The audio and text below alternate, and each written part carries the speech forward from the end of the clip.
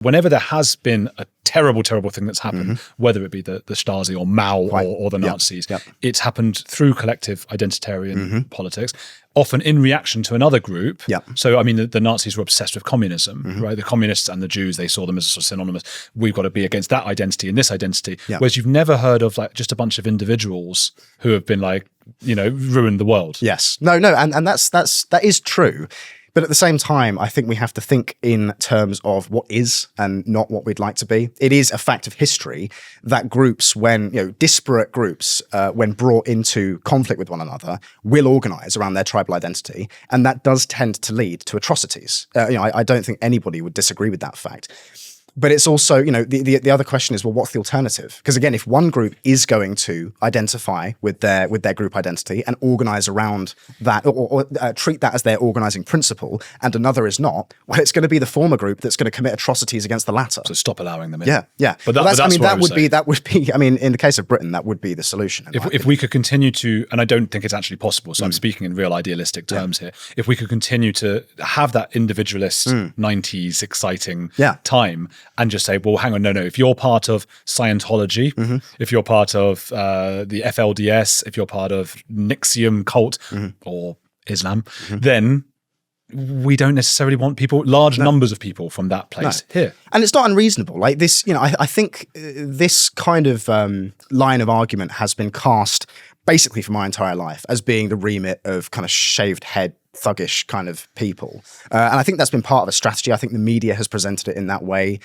basically to associate that kind of thinking with those sorts of people. But actually, it's just a question of reasonableness. What's reasonable? Is it reasonable to bring in huge numbers of people from the most violent regions of the world who think in a tribalistic way, who organize around their identity, who are now getting footholds in the halls of power in the form of the Gaza independence and now Hezbollah, of course. You know, is that a good thing? Is that a good thing for our children? Is that a good thing for our communities? Is that something you'd want to see in your town or in your neighborhood? I don't think so. I think most ordinary people are quite put off by that kind of thing. And you raised a really good point there, Andrew, which is that the English specifically are very individualistically minded, and we have been for over 1,000 years. I mean, you look at the way that our families are structured. We don't tend to have these large families all living in one home together. We have the nuclear family held up as the ideal, parents and children in the home, and that's the family. And I think that that's great, and I think that that's part of the reason we've been so successful for so long, is our individualistic, what I would describe as heroic mentality.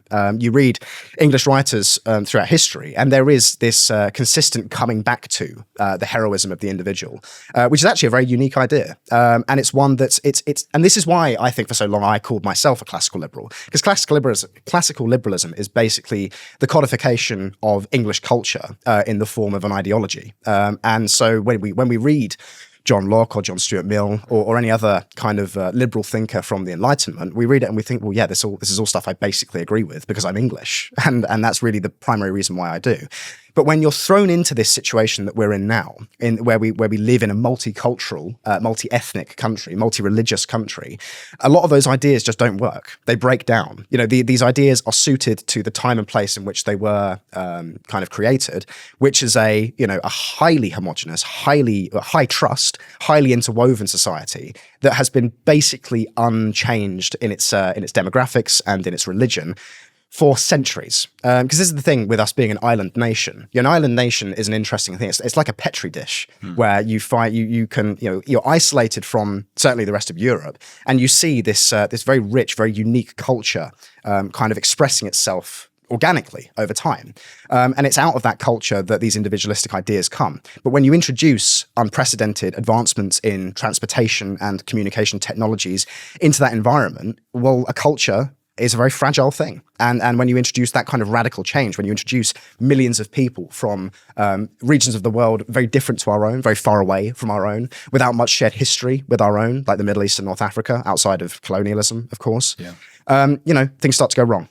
Andrew Doyle would say, because he's studied a lot of liberalism, things that I haven't gotten around to reading, but he says there's many different strands and beliefs of what liberalism can be. And he said liberalism, in his view, is being able to stand up and say, no, you're not coming in, and not being tolerant of intolerance. And maybe that's, but all of this will never happen unless we do form, as you say, some sort of pride or sense of English or British or whatever it is. That, because otherwise, if we are just a bunch of individuals, we are going to end up with our mate Ian Dale on the radio saying, what's wrong with bringing in, what's wrong with the cultures in Afghanistan? It's like, well, the dancing chilled boys that are made to go, that's just one example. Bakabazi. Yeah, lovely. Last week, this week, actually, at the time of filming, Jewish comedians were cancelled from Edinburgh Festival, for being Jewish, not for being pro-Israeli. They don't talk about Israel Zionism, anything like that, just because they're Jewish and they mention their Jewishness. That 10 years ago was unimaginable. So to deny that is some way related to the influx of immigrants from places where they hate Jews is absurd. Yeah.